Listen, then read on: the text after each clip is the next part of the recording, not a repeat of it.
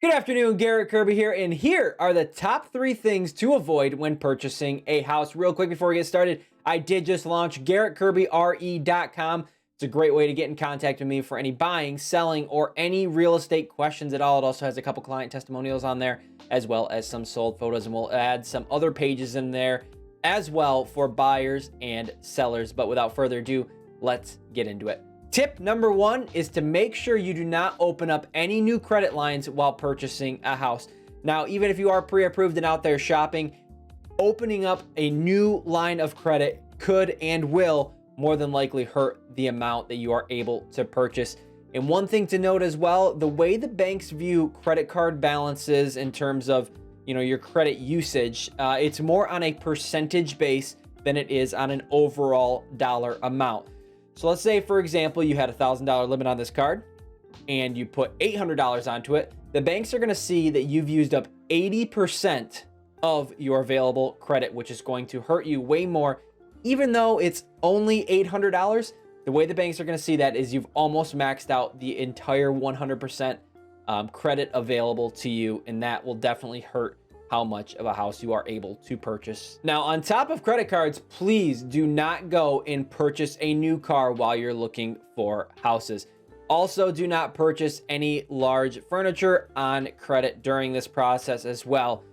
What the banks are looking at there is your total debt picture. So what your total debt burden is every month. If you go and purchase something like a brand new $2,000 sofa, the banks are going to have to look at that and see, okay, on top of what you've already showed us in terms of your debt, you're going to have to add this on there as well, which is then going to be deducted from the amount of monthly payment you are going to be able to be approved for. If you're under contract for a house and you purchase a new car, make sure that this is something you talk to the bank about first. Otherwise, this will greatly impact you in that process. Tip number 2 is to make sure the home you are buying is not too expensive for you. Banks are able to lend on a very high percentage of your monthly income, but one thing to keep in mind is on top of your monthly payment, you're also going to have other things that come up as well. Your just general life expenses. You're going to have to purchase furniture and maintenance that comes along with owning a house.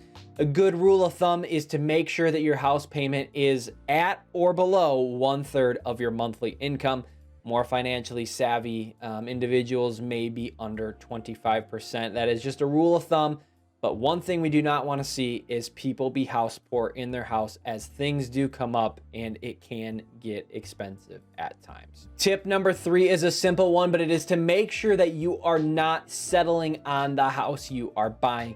Buyer's remorse is a real thing in the real estate industry, and we hate when that happens. It's very unfortunate. It is worth noting you're going to have to compromise on pretty much any house you buy unless you are building it from scratch and you're involved in the entire design process.